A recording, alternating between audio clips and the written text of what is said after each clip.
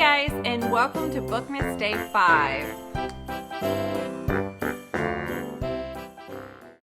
Hi guys! A little while ago I did packing because I moved out of my house, and I packed up all my books off my beautiful bookshelves, which I miss. But last time I had packed my books up and they stayed in the boxes for like a year or so. My books, I'm going to move this a little bit. My books ended up getting, some of the bindings got ruined. So this time I kind of read a little bit and did a little bit of research on how to pack books. Before, I always just packed them. I just kind of stacked them up in boxes and kind of fit them in however they would fit. And I kind of packed them tightly because I thought then they wouldn't move and they'd be fine. And I mean, honestly, books should be one of the easiest things to pack because they're just flat and heavy. But I did a little research, and so right after this, I'll show you the tips, and then you can see the rest of the time lapse of me packing the books. But to start with, you want to organize your books, decide which books you want to keep before you pack and store. And I'm keeping all of mine. I take them off the shelf if I'm not keeping them, and I try to pack them in an order where I could keep all the bookshelves mostly together. Unless I needed a few books to fill up a box, but that won't be too bad this time. So this box right here, it says not to pack them snugly, which is what I used to do because I thought if you just packed them really tight, then they can't move, and that's a good thing. But when you pack them tightly, then it puts pressure on the bindings, and then that's when the bindings work. So none of these are too tightly in here. As you can see, there's like a little bit of room. Okay, so there's 3 ways of packing, I guess, that won't hurt your binding that badly. And the first one is to lay it flat.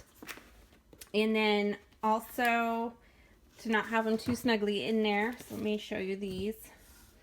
And then these ones just kind of fit perfectly across this particular box.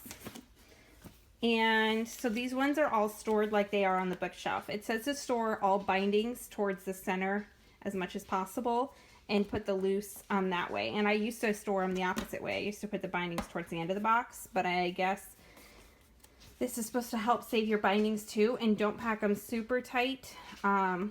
There isn't a super thin book I could shove in here, but if there was a really thin one that wouldn't pack it too tight, I'd probably put it in there. And then these ones are all just stored the other way because they don't fit the other way going.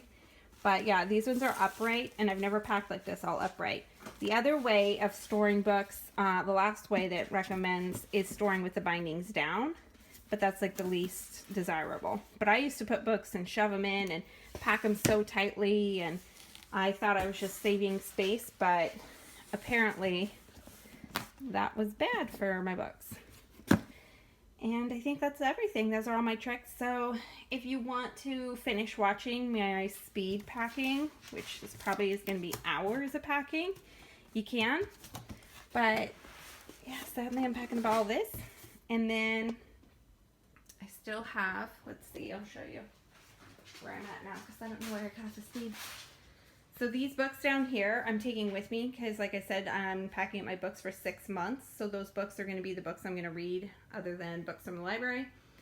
And I still have a ton of packing. But these shelves up here at least aren't all double rowed. And then I do have some other ones in this room I have to pack. These are double rowed. And there's some behind that printer, and there's some even down below that white thing. So I'm going to be here for a while. But I'll at least speed up the time for all of this packing. But I'm surprised that it's going pretty fast. And this is a lot easier packing. So hopefully some of these tricks help.